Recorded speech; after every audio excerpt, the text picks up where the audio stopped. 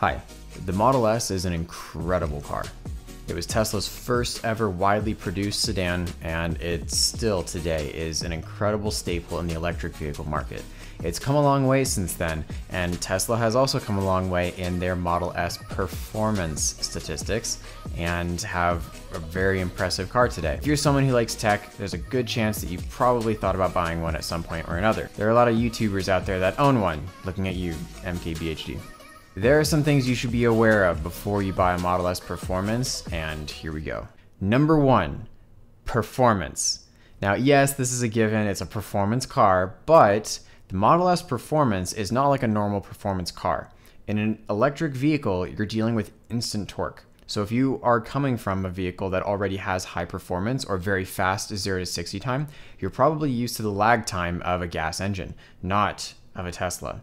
So be aware, launching in a Model S Performance can get you sick pretty fast. I worked at Tesla as a salesperson for 3 years, and I did a lot of test drives in their performance cars, the Model 3, Model S, and Model X. And every time I'd go on a test drive, I'd have to warn the people, hey, put your head back against your headrest before you accelerate. And they'd always smile like that's just something a salesperson would say, but it's not. You can genuinely get whiplash if you're not expecting that kind of acceleration in the car. So please warn your passengers before you step on it, but you as well. Be aware, you will get sick to your stomach after a few launches. It's part of getting used to the car, and eventually you'll be fine, but most people don't have the stomach at first when they get into a Model S Performance. You also should be aware that getting the car and having that performance, you're gonna like it a lot more than your passengers will. This is just a sad rule of thumb that you will get more used to the acceleration in your car than other people will, especially if you're the main one driving it. And you might be able to handle 5 launches before you start getting sick to your stomach, and your neighbor might only be able to handle 1 or 2 before he's saying, okay, pull over. So a couple things for you to be aware of about the performance of the car and its effects on people. Number 2, the range of the car.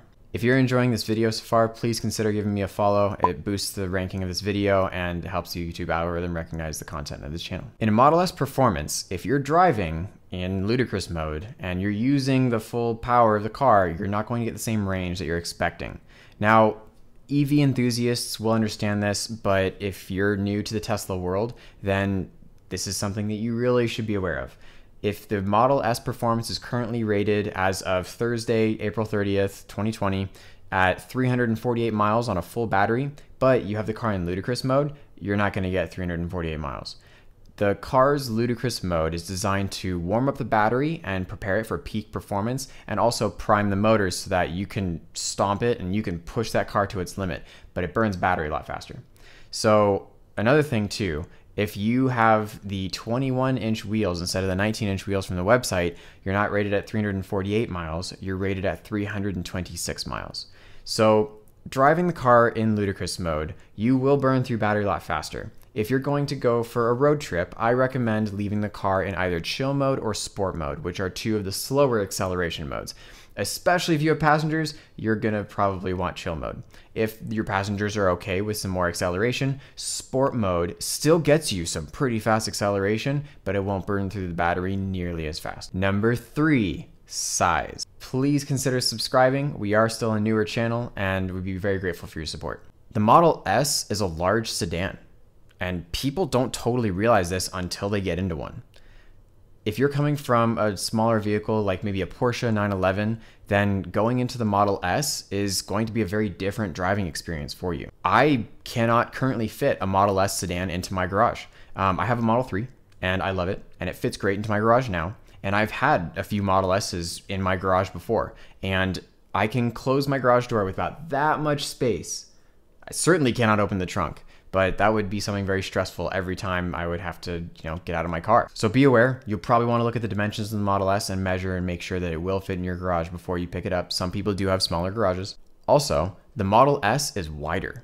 You will have to readjust to the way that the Model S handles. It's wider, things like parking or handling corners. The car is just different. Driving a wider car just takes a little bit of getting used to. Not that big of a deal, but still something to be ready for so it's not a surprise when you pick up your Model S Performance. If you're in the market for a used Model S, I highly recommend checking out my video up here in the corner. I talk a lot about the Model 3 versus the Model S, and I have some thoughts that you might want to check out before making your purchase. If you have any questions or comments, please leave them down below, and I'm always open to ideas for the next video. Stay safe.